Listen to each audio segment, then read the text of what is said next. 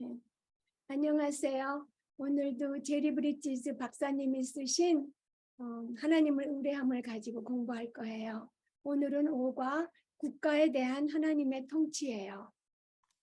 우리가 1과에서 배웠죠. 하나님의 섭리는 하나님의 영광과 그의 백성의 유익을 위해서 하나님께서 모든 피조물을 항상 돌보시고 예외 없이 다스리시는 것을 말한다고 배웠어요. 근데 하나님께서 다스리시는 그 모든 피조물에는 우주에 있는 모든 그 만물들, 그러니까 모든 생물, 무생물뿐만 아니라 자연 법칙, 또 모든 기관들이 포함되기 때문에 하나님께서 섭리로서 모든 생물과 무생물과 자연 법칙과 모든 기관들을 통치한다고 배웠어요. 예. 그래서 오늘은 하나님께서 국가를 하나님의 뜻대로 통치하시는 것을 알아보겠어요. 흔히 사람들이 미국이 왜 잘 사는가 이야기하면서 민주주의라서 아니면 자본주의라서 잘 산다 이렇게 말을 해요. 그렇지만 지금 미국에서 우리가 누리는 이 자유는 미국 대통령들이 뛰어나게 좋은 계획을 세워서가 아니고 미국의 민주주의 때문도 아니에요. 정부를 주관하시는 하나님의 손으로부터 말미암은 것이에요. 하나님께서 미국에 민주주의를 허락하셨기 때문에, 그리고 대통령들에게 또 좋은 생각들을 주셨기 때문에 이렇게 가능한 거죠. 하나님께서 절대 주권으로 어떻게 국가를 통치하시는지 알아보면, 먼저 국가를 주관하시는 하나님의 절대 주권은 일반적으로 명확하게 드러나지는 않아요. 그리고 하나님께서는 모든 사람들의 유익을 위하여서 정부를 세우시고요. 하나님께서는 정부를 이끌어 나갈 통치자들을 또 세우세요. 그리고 통치자들이 다스리시는 그 통치의 때를 정하시고요. 또 통치자들이 내리는 그 결정을 하나님께서 좌우하세요. 그리고 하나님께서 전쟁의 승패를 좌우하시면서 국가를 다스리시고 계세요. 그래서 그중에 제일 먼저 국가를 주관하시는 하나님의 절대 주권은 일반적으로 명확하게 드러나지 않는 것을 보겠어요. 우리가 지난주에 배웠죠. 사람들의 마음을 하나님께서 주관하시지만 하나님께서 어떻게 주관하시는지 명확하게 드러나지 않는다는 것 배웠어요. 그것처럼 국가를 주관하시는 하나님의 절대 주권도 일반적으로 명확하게 드러나지는 않아요. 사람들의 마음을 주관하실 때에 사람들은 단지 그들의 마음이 인도하는 대로 자유의지대로 행동하지만 그 마음이 하나님에 의해서 인도되는 것처럼 통치자의 마음을 하나님께서 인도하셔서 하나님의 뜻을 이루는 방법으로 하나님께서 나라를 다스리세요. 그런데 우리 눈에는 현실적으로 보이는 것은 지도자가 하는 일이죠. 그러니까 지도자가 현실적으로 결정권을 가진 것처럼 보이니까 그리스도인인 우리들도 하나님의 통치하심보다는 정치 지도자를 더 의뢰하기도 해요. 근데 하나님께서는 하나님께 복종하는 정치자들뿐만이 아니라 하나님의 뜻을 대적하고 자신의 야망을 이루기를 원하는 정치가를 통해서도 역사하세요. 그래서 정치가들이 자신의 자유의지를 따라서 행한 것이 하나님께서 그들에게 갖고 계신 뜻과 같아지도록 하나님께서 신비한 방법으로 정치가들의 마음을 움직여서 통치하세요. 그래서 잠언 16장 9절 말씀처럼 잠언 16장 9절 말씀이 사람이 마음으로 자기의 길을 계획할지라도 그 걸음을 인도하는 자는 여호와시니라 하셨죠. 이 말씀은 곧 정치가가 자기 마음으로 자기의 길을 계획할지라도 그 걸음을 인도하시는 분은 여호와이시다라고 우리가 이해할 수 있는 거죠. 지난주에 우리가 예루살렘 성전을 재건축할 때에 하나님께서 고레스 왕과 다리오 왕의 마음을 움직였었다고 우리가 배웠죠. 그것처럼 우리 주 예수 그리스도께서 베들레헴에 태어나신 것에서도 하나님께서 절대 주권적으로 역사하신 것을 우리가 알 수 있어요. 가이사 어거스투스라고 하죠. 그러니까 가이사 아구스도가 인구 조사하라는 명령을 내려서 갈릴리 나사렛에 살던 요셉과 마리아가 고향인 베들레헴으로 가야 했어요. 그리고 그곳에서 메시아가 탄생하심으로써 미가의 예언이 성취되었죠. 미가 5장 2절에 보면 베들레헴 에브라다야 너는 유다 족속 중에서 작을지라도 이스라엘을 다스릴 자가 네게서 내게로 나올 것이라 이렇게 말씀하신 것이 이루어졌어요. 그러니까 가이사 아구스도는 자신이 미가의 예언을 이루는 도구가 되겠다는 생각이 전혀 없었죠. 그렇지만 결과적으로 유대인을 향한 그 예언을 이루는 도구가 되었어요. 그리고 예수님께서 돌아가실 때에도 헤롯과 빌라도와 유대 지도자들은 그들이 하고 싶은 대로 했지만 그들이 한 것은 하나님께서 이루려고 예정하셨던 것을 했어요. 그래서 사도행전 4장 27절에서 28절에 보면 그들은 이방인과 이스라엘 백성과 합동하여 하나님의 기름 부으신 거룩한 종 예수를 거스려 하나님의 권능과 뜻대로 이루려고 예정하신 그것을 행하려고 이 성에 모였다고 해요. 그들은 그저 자기네 마음대로 자기가 하고 싶은 대로 했지만 하나님의 권능과 뜻대로 이루려고 예정하신 그것을 행하게 되었다는 거죠. 그러니까 예수님의 탄생과 돌아가심에 관련된 사건들은 지극히 일상적인 환경 가운데에서 사람들의 결정에 의해서 일어난 결과예요. 그런데 이 사건이 일어났을 때 그 당시에 그 사건들 속에 나타난 하나님의 손을 명확하게 볼 수 없었어요. 성경에서 설명하지 않았으면 우리들도 하나님의 절대 주권적인 손을 그 사건들에서 하나님께서 절대 주권적으로 역사하시는 그것을 알 수 없죠. 그래서 오늘날에도 국가를 주관하시는 하나님의 손길이 우리가 알 수 있도록 확실히 드러나지는 않지만 하나님께서 선지자들과 사도들이 살았던 그때와 마찬가지로 변함없이 지금도 국가의 일에 관여하고 계세요. 그래서 성경에 기록된 국가를 다스리시는 하나님의 절대적인 통치에 관한 이야기들은 우리로 하여금 오늘날 펼쳐지는 사건들 속에서 하나님을 믿고 의뢰하도록 격려하죠. 로마서 15장 4절 말씀이 이렇게 말하죠. 무엇이든지 전에 기록된 바는 우리의 교훈을 위하여 기록된 것이니 우리로 하여금 인내로 또는 성경의 위로로 소망을 가지게 함이니라고 하셨어요. 그러니까 버쿠어 교수, 그걸 또 새 번역에는 베르코어 교수라고 했더라고요. 그러니까 옛날 책의 버쿠어 교수가 베르코어 교수예요. 그 교수가 한 말을 요약하면 인간과 하나님의 행위가 서로 뒤얽혀 있어서 또 인간의 행위 외에는 다른 것은 보이지가 않아서 하나님의 역사하심이 언제나 명확하게 드러나지는 않는다. 그렇지만 흔히 하나님의 두드러진 개입이 없이도 하나님의 목적이 이루어지는지 주목해 보는 것은 정말로 우리에게 놀라움을 가져다 준다. 이렇게 말했어요. 하나님의 두드러진 개입이 없어도 하나님의 목적이 이루어진다는 거죠.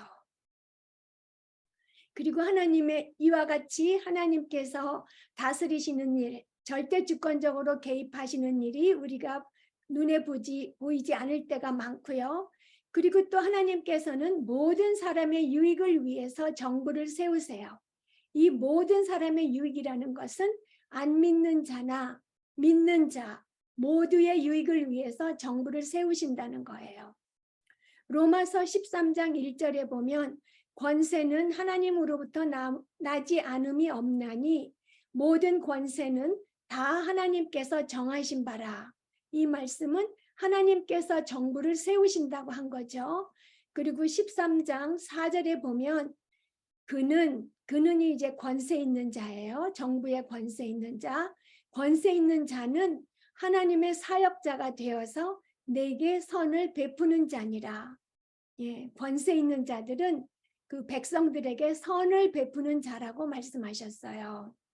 그러니까 정치가들이 하나님의 사역자가 되어서 백성들에게 선을 행하게 하시는 것이 하나님의 뜻이에요. 그렇지만 때때로 통치자들이 악을 행하여도 하나님께서는 그냥 놔두시기도 해요.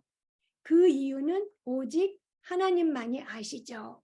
그렇지만 통치자들이 악을 행한다 할지라도 그때에도 하나님의 절대 주권적인 뜻을 벗어나서 악을 행할 수는 없어요. 그래서 하나님께서는 폭군이든지 우유부단한 왕이든지 그들의 행위가 궁극적으로 하나님께서 원하는 그 목적이 되도록 하나님께 영광이 될 때 허락하세요. 그래서 어떻게 사람이 저지르는 죄와 악이 궁극적으로 하나님께 영광을 돌리게 되는지는 신비해요. 그렇지만 우리가 알 것은 정치가들이 우리에게 선을 행하게 하는 것이 하나님의 뜻이라는 것을 우리는 알아야 해요. 그래서 우리는 악을 행하는 정치가들을 볼 때 왜 하나님께서는 왜 그냥 놔두시나, 빨리 왜 바로잡아주지 않으시나 이렇게 생각을 할 때가 있죠. 우리는 일시적인 관점을 보고 겉으로 드러나는 모습만 보기 때문에 마음이 급해요. 그렇지만 하나님께서는 영원한 관점을 가지고 역사에 개입하고 계세요. 그래서 하나님께서 그 영원한 관점으로 보실 때에 가장 좋은 하나님의 때에 가장 좋은 하나님의 방법으로 역사하세요. 그래서 궁극적으로 하나님께서 백성들에게 선을 이루어 주세요. 그리고 하나님께서는 정부를 이끌어 나갈 통치자들을 세우세요. 다니엘 4장에 보면 바벨론의 느부갓네살 왕이 이렇게 말했어요. 지극히 높으신 자가 인간 나라를 다스리시며 자기의 뜻대로 그것을 누구에게든지 주신다고 했어요. 그러니까 느부갓네살 왕이 경험한 것에서 나와서 하나님을 찬양한 거죠. 그리고 아까 읽었지만 로마서 13장 1절에 권세는 하나님으로부터 나지 않음이 없나니 모든 권세는 다 하나님께서 정하신 바라고 하세요. 그러니까 하나님께서 그 통치자를 세워주신다는 말이죠. 그래서 악한 폭군이나 독재자들도 하나님께서 허락하신 것이에요. 그래서 하나님께서는 나라를 이끌어 나갈 통치자들을 결정하시고요. 또 하나님께서는 통치자들을 결정하실 뿐만이 아니라 그들이 다스리는 통치의 때도 결정하세요. 하나님께서 느부갓네살 왕이 7년을 쫓겨나게 하셨다가 다시 복귀하게 하셨어요. 그러니까 느부갓네살 왕이 통치할 때를 하나님께서 정하신 거죠. 그 당시에 가장 막강한 힘을 가진 느부갓네살 왕의 운명을 좌우하시던 하나님께서 오늘날에도 여전히 통치자들의 통치의 때와 그들의 운명을 결정하세요. 그래서 아무리 막강한 힘을 가진 통치자나 독재자라도 이 땅의 모든 국가를 다스리시는 하나님의 절대 주권적인 통치권을 벗어날 수 없어요. 그래서 하나님께서 통치자들의 통치하는 때도 정하시고요. 그리고 하나님께서는 통치자들이 내리는 결정도 좌우하세요. 그래서 잠언 16장 33절에 보면 제비는 사람이 뽑으나 모든 일을 작정하기는 여호와께 있느니라고 하셨어요. 그러니까 구약에서 어떤 일을 결정할 때 제비를 뽑아 결정했는데 제비를 뽑아 내리는 결정들을 하나님께서 주관하신다는 거예요. 사람이 제비를 뽑지만 그 하나님이 원하시는 제비를 뽑게 하신다는 거죠. 그리고 어떤 일을 결정할 때에 여러 가지 의견이 있어도 그 중에 어떤 것을 어느 정도까지 따르느냐 하는 것을 하나님께서 주관하신다는 거예요. 그래서 하나님의 절대 주권적인 뜻이 이루어지게 하신다고 하는 거죠. 그래서 예를 들면 다윗의 아들 압살롬이 반란을 일으켰을 때에 압살롬은 아히도벨과 후세의 의견을 들었어요. 그리고서는 다윗에게 충성하던 후세의 의견을 선택했어요. 왜 그랬을까요? 사무엘하 17장 14절의 말씀에 보면 여호와께서 압살롬에게 화를 내리려고 아히도벨의 좋은 모략을 파하기로 작정하셨기 때문이라고 해요.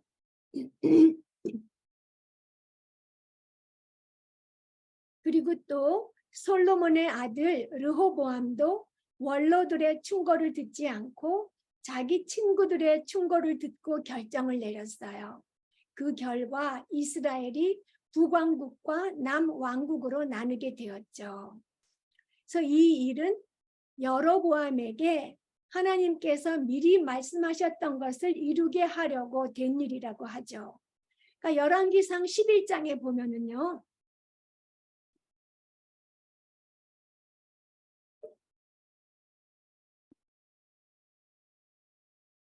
열왕기상 11장에 보면 솔로몬의 마음이 하나님을 떠났어요. 그래서 하나님께서 노하셨죠. 그래서 그 솔로몬이 다스리던 그 나라를 솔로몬의 아들의 손에서 빼앗아서 여로보암에게 10지파를 떼어주시겠다고 하셨어요. 그리고 열왕기상 12장 12절에 보면은 그 왕이 이같이 백성의 말을 듣지 아니하였으니 이 일은 여호와께로 말미암아 난 것이다. 이 구절이 솔로몬 왕이 그 원로들의 말을 듣지 않고 백성들이 그 부담을 줄여달라는 그 말을 듣지 않고 자기 친구들의 말을 들었으니 그런데 이 일은 여호와께서 여로보암에게 10지파를 떼어주겠다고 하신 그 말씀을 이루려고 일어난 일이다. 그 말씀이에요. 그래서 압살롬과 르호보암이 어리석고 잘못된 계획을 그 모략을 채택했어요. 근데 이것이 다 하나님께서 절대 주권을 가지고 간섭한 결과예요. 그렇지만 또 우리가 알아야 될 것은 하나님의 절대 주권 하에 있었지만 그 압살롬과 르호보암은 꼭두각시가 아니었고 그들의 그 자유의지를 따라서 결정을 내렸다는 것을 우리가 알아야 돼요. 그래서 이런 사건들로부터 하나님께서는 통치자들의 마음을 움직이실 수 있고 또 움직여서 하나님의 절대 주권적인 목적을 이루신다는 것을 알 수 있어요.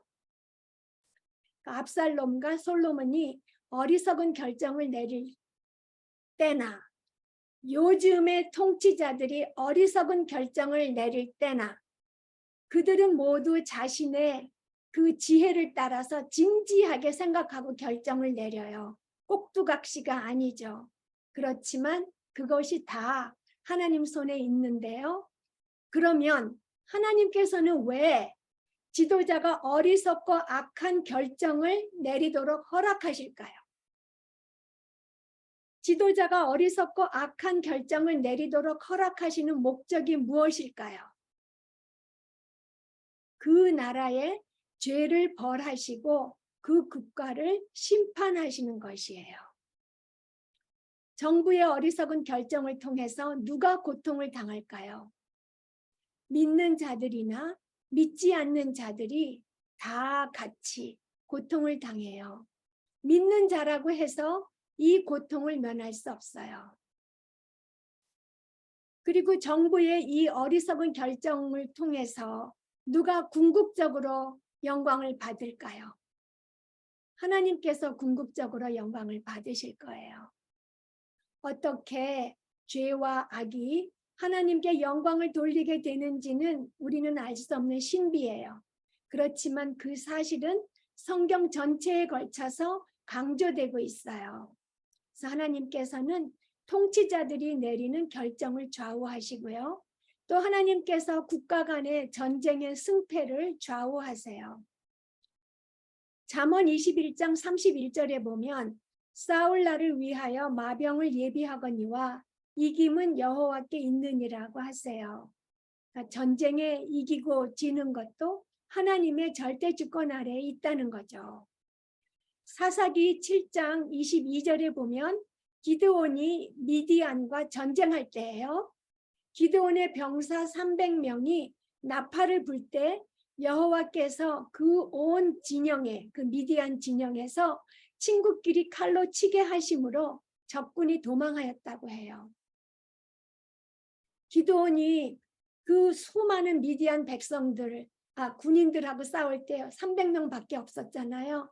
그런데 어떻게 하나님께서 이기게 해주셨냐 하면 그 미디안 군인들끼리 서로 칼로 치고 그렇게 했다는 거죠. 그렇게 해서 이기게 해주셨다고 그러고 사무엘상 14장 15절에 보면 요나단이 블레셋을 칠 때의 이야기예요. 새 번역으로 읽으면요. 블레셋 군인들은 모두가 공포에 떨고 있었다. 땅마저 흔들렸다. 하나님이 보내신 크나큰 공포가 그들을 휘감았다. 그래서 20절에 보면 블레셋 군인들이 칼을 뽑아 들고 저희끼리 서로 정신없이 쳐 죽이고 있었다. 그렇게 해서 이기게 해주셨어요. 그러니까 여기서 군인들이 공포에 떨고 있었는데 또 땅마저 흔들렸다고 하잖아요. 그거를 그 메가다 스타디 바이블을 보니까 지진이 난 걸로 생각하는데 그 하나님의 간섭하심으로 지진이 난 걸로 생각한대요. 그래서 하나님이 보내신 크나큰 공포가 그들을 휘감았던 것이고 또 그 군인들은 칼을 뽑아들고 저희들끼리 서로 죽였어요. 그래서 열왕기상 20장 28절에 보면 이스라엘과 아람이 전쟁할 때예요. 그때에 하나님의 사람이 이스라엘 왕에게 나와 말하여 이르되 여호와의 말씀에 아람 사람이 말하기를 여호와는 산의 신이요 골짜기의 신은 아니라 하는도다. 그러므로 내가 이 큰 군대를 다 내 손에 넘기리니 너희는 내가 여호와인 줄을 알리라 하셨어요. 하나님께서 전쟁하기 전에 이 큰 군대를 다 그 손에 넘겨주시겠다고 하셨잖아요. 예. 이렇게 하나님은 전쟁의 승패도 하나님께서 결정하세요. 그런데 하나님께서는 때때로 악한 나라들을 사용하셔서 다른 나라의 죄악을 벌하시고 그리고 그 다음에는 그 악한 나라의 죄악을 벌하기 위해서 그 악한 나라를 치셨어요. 그러니까 이사야서 10장을 보면 범죄한 유다를 치시기 위해서 아수르 군대를 사용하신 것을 알 수 있어요. 그런데 아수르 왕은 자신을 하나님의 도구라고 생각하지 않았죠. 그러니까 자신의 힘을 자랑하면서 정말 악랄하게 이스라엘 백성들을 괴롭혔어요. 아주 교만하게 자신이 마치 무엇인 것처럼 했어요.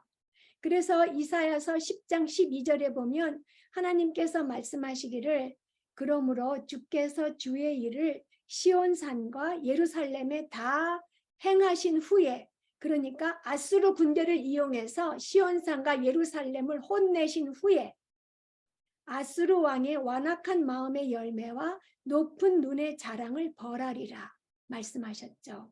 그래서 결국 그 말씀대로 아수르는 시온산과 예루살렘을 괴롭히고 정복하고 했어요.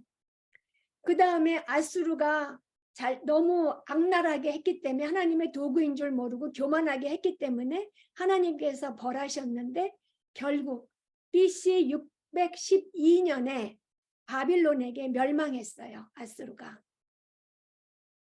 이와 같이 하나님께서는 때때로 악한 나라들을 사용하셔서 다른 나라의 죄악을 벌하세요. 그리고 그 다음에는 하나님의 도구로 사용된 그 악한 나라의 죄악을 벌하시기 위해서 그 악한 나라를 치시죠. 이렇게 성경은 전쟁에 대한 하나님의 절대 주권을 분명하게 설명하고 있어요. 그래서 승리는 여호와께 속하여 있기 때문에 하나님께서 택하신 나라가 전쟁에 이기는 거죠. 그래서 우리가 신뢰할 것은 핵무기도 아니고 국방력도 아니고 하나님이세요. 그래서 소위 열강이라고 하는 나라들도 진정한 의미에서 주재권을 가지고 있다고 볼 수 없어요. 그 열강이라는 나라들도 하나님께서 하나님의 뜻을 이루시기 위해서 손에 들고 사용하시는 도구에 지나지 않죠. 그러니까 이 시대에 있어서도 열강들은 하나님의 손에 들린 도끼와 톱에 지나지 않기 때문에 우리는 요즘같이 불확실한 그런 세상에 살면서도 핵전쟁 같은 것으로부터 안심할 수 있어요. 핵전쟁의 위협으로부터 안심할 수 있어요.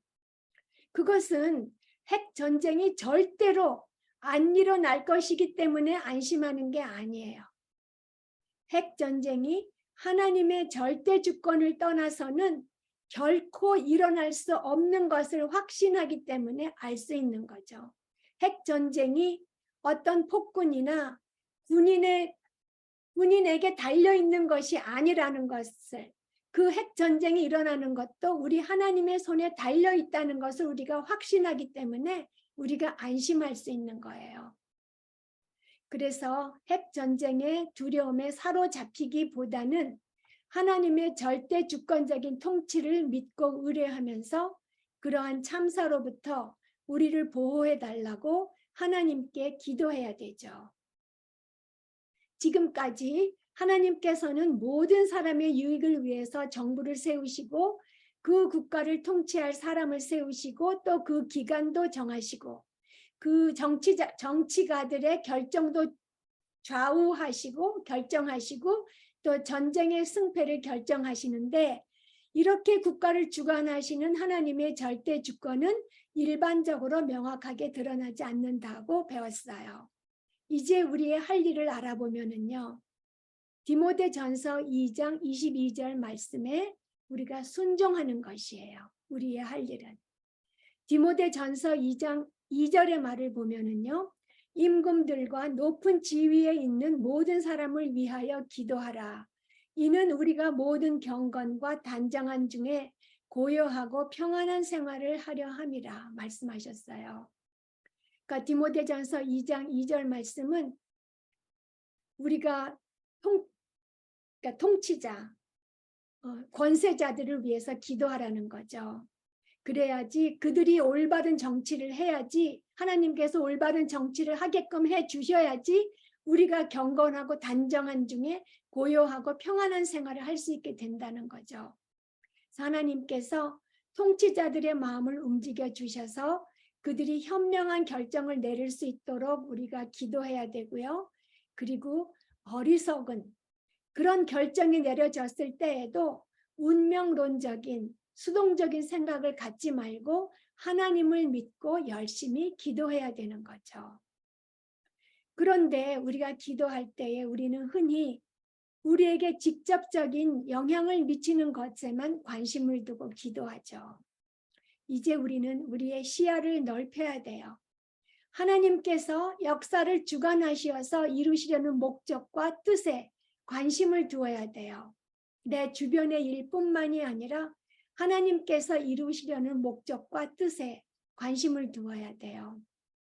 그럼 하나님께서 역사를 주관하셔서 이루시려는 목적이 무엇일까요?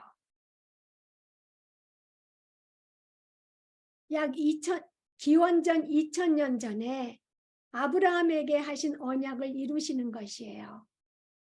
창세기 12장 3절에 보면 땅의 모든 민족이 너를 인하여 복을 얻을 것이니라 라고 약속하신 것을 이루시는 것이에요. 약속하신 것을 이루시면 어떤 결과가 오냐 하면 계시록 7장 9절에서 10절과 같은 결과가 오죠. 각 나라와 족속과 백성과 방언에서 아무도 능히 셀 수 없는 큰 무리가 나와서 흰옷을 입고 손에 종려 가지를 들고 보좌 앞과 어린 양 앞에 서서 큰 소리로 외쳐 이르되 구원하심이 보좌에 앉으신 우리 하나님과 어린 양에게 있도다 하면서 찬송하는 그런 결과를 가져오게 되죠. 그러니까 땅의 모든 족속이 아브라함의 후손인 그리스도로 말미암아 구원을 받아 하나님을 찬양하고 경배하도록 하는 것이 하나님이 역사를 주관하시는 목적이에요. 그러니까 20세기에 들어서서 순교한 그리스도인이 그 전에 교회 역사를 통틀어서 순교한 그 신자들 수보다 더 많다고 해요. 그러니까 모슬렘이 세력을 넓혀가고 그리스도인들을 박해하는 것이 죄송합니다. 전화기 껐는데 컴퓨터로 연결된 전화가 들어왔어요. 죄송합니다. 예, 모슬렘이 세력을 넓혀가고 그리스도인들을 박해하는 것이 점점 심해지는 2023년에 살고 있는 우리들은 그럼 어떻게 해야 될까요?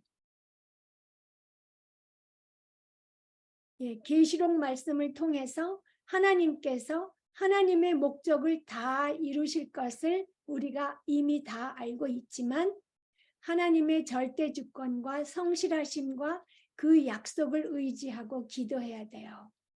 그래서 하나님께서 절대 주권으로 다스리시고 그 목적을 절대 주권으로 이루시는 것이 우리를 수동적이 되게 하거나 운명론자가 되게 하면 안 되죠. 그래서 다른 나라에서 핍박받는 형제 자매들과 선교사들을 기도할 때, 선교사들을 위하여 기도할 때 그들의 통치자들을 위해서도 우리는 열심히 기도해야 돼요. 역사를 정치가들이나 탐험가가 쓰는 것이 아니죠. 역사의 모든 구체적인 상황들을 결정하시는 하나님의 절대 주권을 알면 알수록, 그리고 우리의 장래와 운명이 하나님의 손에 달려 있다는 것을 알면 알수록, 그리고 국가도 하나님의 절대 주권 아래에 있다는 것을 알면 알수록 우리는 하나님께서 국가의 통치자들을 주관하여 주셔서 하나님의 목적과 뜻이 이 땅에 이루어지기를 열심히 기도해야 되죠. 기도해야 됩니다. 네, 기도하시겠습니다. 절대 주권을 가지시고 통치자의 마음을 움직이시는 하나님 아버지, 창세전에 하나님께서 세우신 구속 계획과 아브라함에게 언약하신 언약을 이루시기 위해 예수님께서 이 땅에 오시고 돌아가신 일에 그 당시에 살던 통치자들과 사람들을 통하여 이루신 것처럼 지금도 하나님께서 통치자들의 마음을 움직이시어서 하나님의 뜻과 목적을 이루고 계시는 것을 알고 하나님을 의뢰합니다. 저희들이 정치가나 힘 있는 사람들에게 원하는 것이 있을 때에 하나님께 의뢰겠습니다. 그리고 저희들에게 가까이에 있는 그런 문제들만이 아니라 그러니까 한국과 미국만이 아니라 복음을 전파하지 못하도록 막고 있는 멀리 있는 나라들을 위하여 기도합니다. 그리스도께 적대적인 나라들의 정치가들의 마음을 움직여 주시어서 그들이 선교사들에게 은혜와 자비를 베풀게 하여 주시옵소서. 그리고 세계 곳곳에 나가 있는 선교사들의 신변을 보호하여 주시고 그들을 통하여 복음이 전파되어 하나님의 뜻과 목적이 이루어지게 하여 주시고 영광 받으시기를 예수님의 이름으로 기도드렸습니다. 아멘.